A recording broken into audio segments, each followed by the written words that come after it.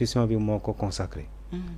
d'accord alors Babacar enquête yi nga xamante ne moom la ñu war a dëgmal jëmale ko ci 83 morts yi te xam nañ ni ki nga xamante ne moo nekkoon ci bopp réew mi du keneen ku dul président Macky Sall est-ce que jàpp nga ni mën na koo mooy exactement. waaw kaw responsabilité la. mais dafa am lim la njëkk a wax. la responsabilité pénale elle est individuelle. Et à un ordre illégal nul n'est tenu d'obéir. bu fekkee ne Macky Sall moo la woo yow militaire wala yow policier mun na la reyal dóorul bal ci gaaw gaa yi déjà ordre du la ko wax téléphone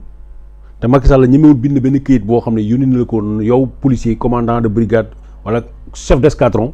mu ne la demal nga rey bu la ko bindalee nga jël këyit bi nga répondre ko ne que non defuma ko parce que xam naa ni rey dañ ko tere. yaa ngi ma dégg donc ña ko def c'est des délinquants c'est des criminels c'est des assassins dans l'âme ñi jël fetal dóor ay nit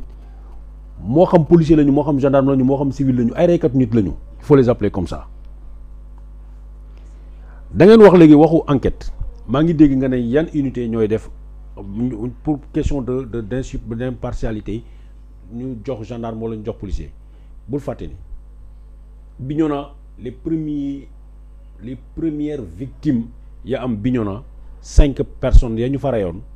Bignona amul police donc zone gendarmerie la ñu dem Diaoubé amul police 4 morts les premières victimes ont fait 15 morts Diaoubé ay gendarme lañu 4 victimes yoo xam ne c'est en zone gendarmerie donc c'est des gendarmes ñoom ñoo war a wax lan moo xew foofu te jamono jooju après il y a eu 5 morts en zone police donc déjà 9 plus 5 ça fait 14. Et certainement xam naa keneen koo xam ne identifié ma ban zone la deewee parce que la plupart ñi deewee fii Ziguinchor wala ñu deewee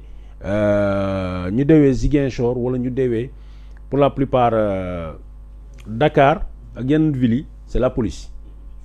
mais surtout ci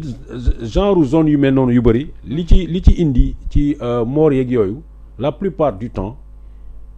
Ziguinchor plus tard dans les interventions ce sont des unités d'intervention ñoo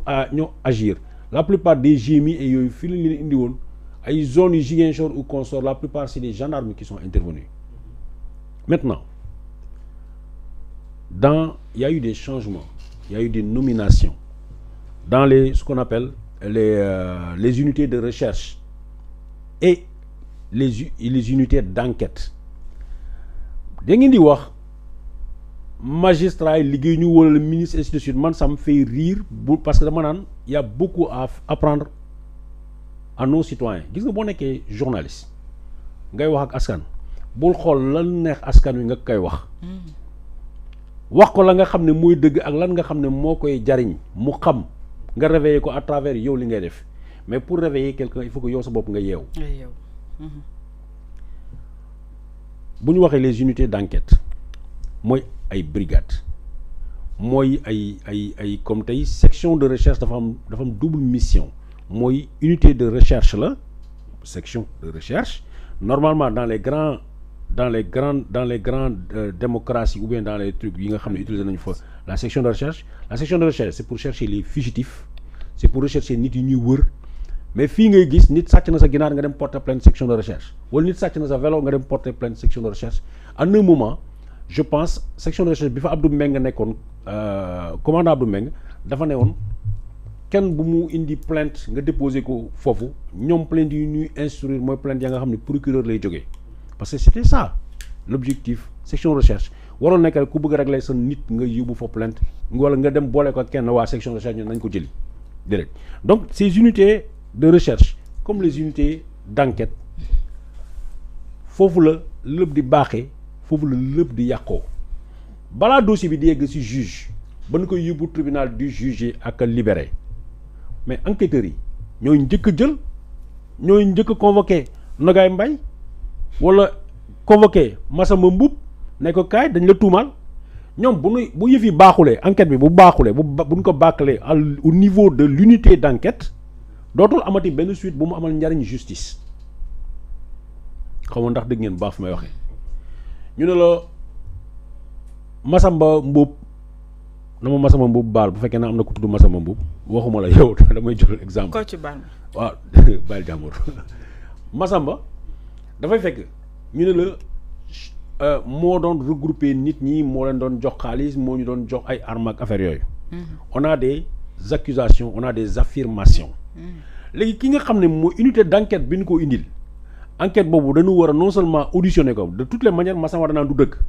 mais nañu dem seeti les éléments ya nga xam ne mooy accablant contre moom c'est-à-dire transfert d'argent yi réunion ay photo ay vidéo ak yooyu te loolu enquêteur dafay ànd ak xol bu neex mu am liberté pour mu dem fouiller wër yooyu dem maa leen doon wax kaaw beneen waa ji Assane Demba bi ñu ko jaay ba pare dañ demoon ci kër gi nga xam ne fu la dëkkoon ñu interroger ordinateur bi non seulement xalaat nañ ni am nañu filature am nañu dañ ko filer dañ ko suivre dañ ko filer gis nañu ay accointances mais dañuy dem seeti loo xam ne laal na ko muy élément de preuve de plus parce que on ne doit pas entrer en voie de condamnation lorsqu'on n'a pas de preuve tangible et palpable donc loolu liggéey boobu unité d'enquête yi ñoo koy def yéen a ngi may wax tey par exemple le cas de ay Mambay bon je dirais pas de nom pour ne pas focaliser benn waay joo xam ne xalaat nañu nii yoroon na ay nit formé na leen wala jox na leen xaalis pour ñu dem xeex ñuy seet nit ki gisuñu ko dans ce cas nit kooku mën a dem sax toog Koumpentoum. Jérôme Bandiaky. non Jérôme mu ngi ci kaso bi. exemple la. waaw non dama ne ku ñu gisut. waaw dans ce cas xam nga ñoom ñoo war a dugg en action c'est les unités de recherche ñu di wër di recouper di dagg ba ñu xam fu nit ki nekk les unités de recherche seen liggéey mooy rechercher et appréhender. rechercher jàpp indi jox ko enquêteurs yi ñoom pare nañ ci. unité de recherche yi bu ñu defulee seen liggéey nit ki duñ ko mës a jàpp bu ñu ko indi unité d'enquête yi defuñu seen liggéey ni mu ko waree du am njariñ après le dossier bi dem ci instruction. bul fàtte ni enquêteurs yi mën nañu topp nit ñu poursuivre la pour destruction de biens ou chargé la lu mu leen neexee. yëf yi yegg ci magistrat bi dindi yooyu tuumal yëpp. mu ne noonu dañ ne woon sàcc noonu kii lii du sàcc lii moo ko moom finalement ainsi de suite ba keroog dossier bi di yegg jugement donc bul fàtte ni bi Pastef ñëwee ba léegi créé wul ay militaires yu bees créé wul ay gendarmes yu bees créé wul ay policiers yu bees ce sont les mêmes policiers avec les mêmes expériences ña fi nekkoon 2021 ñoom ñooy hérité des dossiers. loolu tax na sànq ma ne la sensibilité bi enquête bi war a am. sensibilité bi enquête bi am mooy.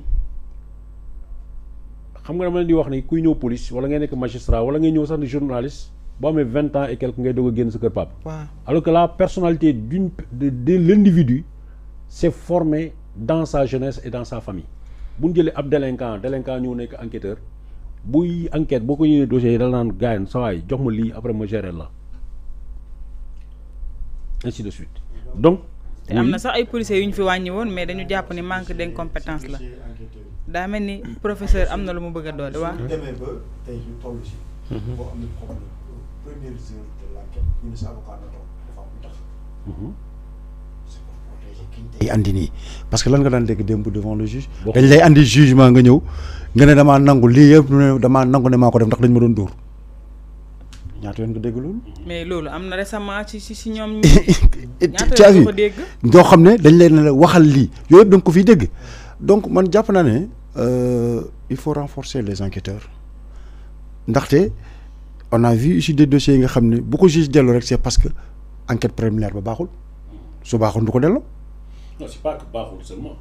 mais dafa am dossier yoo xam ne non seulement enquête préliminaire dafay baax. mais dañu soxla suffisamment d'éléments parce que enquête lan la ay brèche la quoi ay porte la. yu comme le cas de Nabou Leye bi nga fi doon wax. boobu te ba tey yoon. waxuñu ndax Nabou moo def enquête li ma bëgg a wax mooy chaque fois booy commencer benn piste pour un enquêteur par exemple muy seet benn dossier ñu ne ko l'un des éléments de cette enquête là am na élément bu ko manqué fan la ko war a dem jëli Koumpentoum la ko war a dem jëli par exemple cet enquêteur là il faut qu'il ait les moyens qu'on mette à sa disposition pour mu dem Koumpentoum yaa may dégg mais suñ ko ne bii partie du dossier ça se trouve en Gambie par exemple ou en Côte d'Ivoire. Donc ce n'est plus du territoire national. Dans ce cas moom mënul dem dans ce cas la ñuy dugg ci li ñuy wax genre enquête judiciaire mooy soit le dossier ñu jàllale ko via Interpol wala le doyen le juge d'instruction ba ka yor mu demander entraide judiciaire collègue am juge d'instruction ba nekk ci beneen dëkk bi mais loolu processus bu gudd la. mais pour ñii nga xam ne ñu ngi ci territoire bi bu fekkee ne unité de recherche yi defuñu seen liggéey wala que ñi nekk ci à la tête des unités de recherche pour X raisons n'ont pas fait le travail. magistrats yi du ñu mën a liggéey. parce que il faut que enquête préliminaire yi mu jàll ci yoon mooy tax mu nekk dossier bu béton bi nga xam ne juge bi yor na ko pour qu'on espère entrer en voie de condamnation. D'accord. Donc loolu il faut mu leer ci bopp yi. Ah monsieur Lo ma war a wax waaye professeur. Enquête préliminaire toujours dañuy enquêter sur des faits te boo xoolee donc police bari na ay pistes yoo xam ne nii wala gendarmerie bari na ay pistes yoo xam ne nii buñ si tegoo mën nañ retracer